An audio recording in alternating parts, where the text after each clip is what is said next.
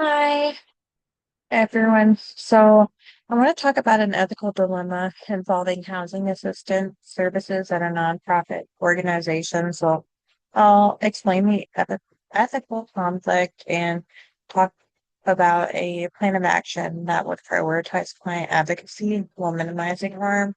So, with this ethical dilemma, the scenario involves a nonprofit organization that provides housing assistance and case management services to low income families.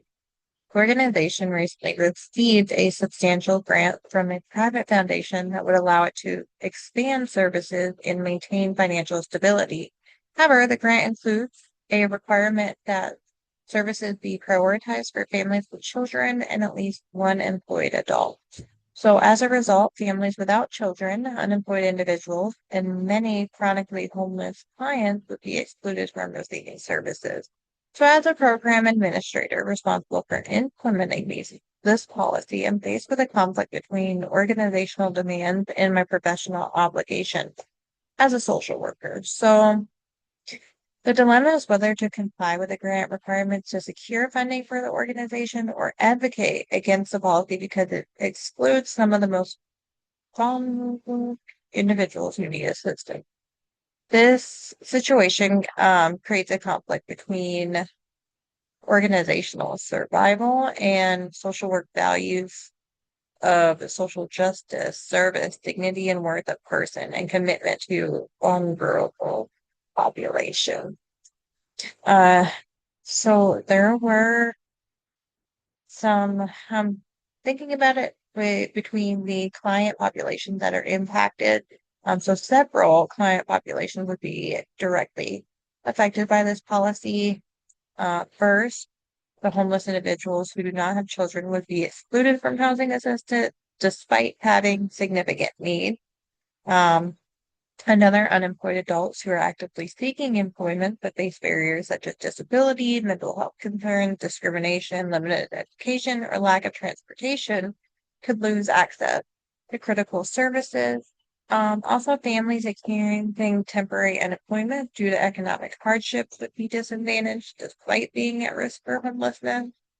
And although employed families with children would benefit from expanded services, the policy creates uh, in not enough access to resources and may unintentionally discriminate against individuals facing these barriers that are beyond their control.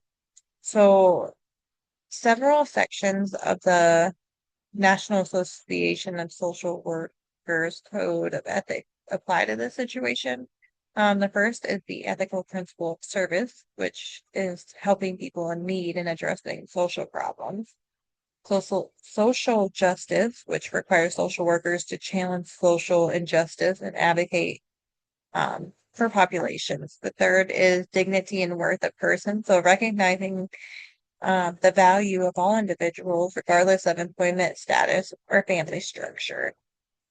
And so we talk about many ethical standards that suggest social workers must carefully evaluate policies that may exclude un that may exclude populations for essential services. So, to address this dilemma, I will apply Reamer's ethical decision-making model. So, with step one, it's identifying the ethical issue. So, in this case, the issue is whether implementing the grant requirements would violate social work values by restricting access to housing services for some clients. Step two is identifying the individuals and groups affected, and that includes homeless individuals, unemployed adults, families in need, agency donors, community stakeholders, and the organization itself.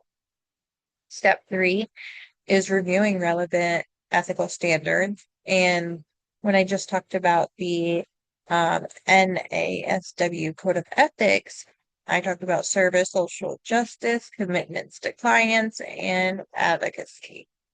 Step four is considering possible courses of action. So, one option is to fully comply with the grant requirements without objection. The second option is to reject the funding entirely to avoid implementing any exclusionary policy. A third option is accepting the funding while simultaneously advocating for modification, supplementing funding sources, or alternate programs that continue servicing excluded population.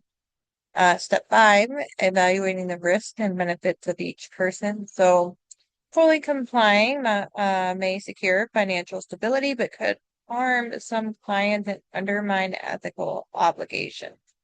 Rejecting the grant may preserve ethical integrity, but could reduce services for all clients due to the financial strain. The third option balances organizational sustainability with ethical advocacy and may provide the most responsible solution. Step 6 is consulting with colleagues, supervisors, legal counsel, and ethics experts to gather diverse perspectives before making a final decision. For step 7, I would implement the chosen action and document the decision-making process. So, as a social worker and program administrator, my responsibility extends beyond simply following organizational directives. I do have an ethical obligation to advocate for clients and ensure policies do not unfairly disadvantage any population. And my role includes identifying potential harm, raising ethical concerns with leadership, exploring alternatives, and advocating for service delivery. So the policy could have significant consequences for clients. Excluded individuals may experience prolonged homelessness, worsening mental health, increased poverty, and reduced access to supportive services. For the agency, accepting the grant strengthen financial stability and expand services for some families. However, it could damage the organization's reputation, create staff moral distress, and reduce trust among community members who view the agency as abandoning its commitment to these populations. So, kind of going through the gist of all that, my plan would be to accept the funding only after advocating for modifications and safeguards. I would present leadership with data demonstrating how the policy affects the different groups. I would advocate for negotiating with the foundation to broaden eligibility requirements or create exceptions for clients facing documented barriers such as a disability. I would also seek supplemental grants, community partnerships, and fundraising opportunities, and establish referral pathways to other agencies so that the excluded clients would still receive support and resources. And I would document all advocacy efforts and maintain transparency with staff and stakeholders regarding the policy's impact. So when talking about all this, several strategies can reduce harm to the affected clients. This includes developing partnerships with other services providers, creating resource referrals, advocating for policy flexibility. Staff training can also help to ensure that clients are treated with dignity and respect, even when they do not qualify for specific services. So the decision ultimately affects more than the individual clients. It influences organizational trust, community relationships, the agency's mission, and at the expense of the core values. Mission drifts can occur, potentially weakening public confidence and harming long-term client outcomes. So as a social worker, we must strive to balance practical realities with ethical principles, ensuring that our decisions promote fairness, dignity, and accesses to services for those most in need.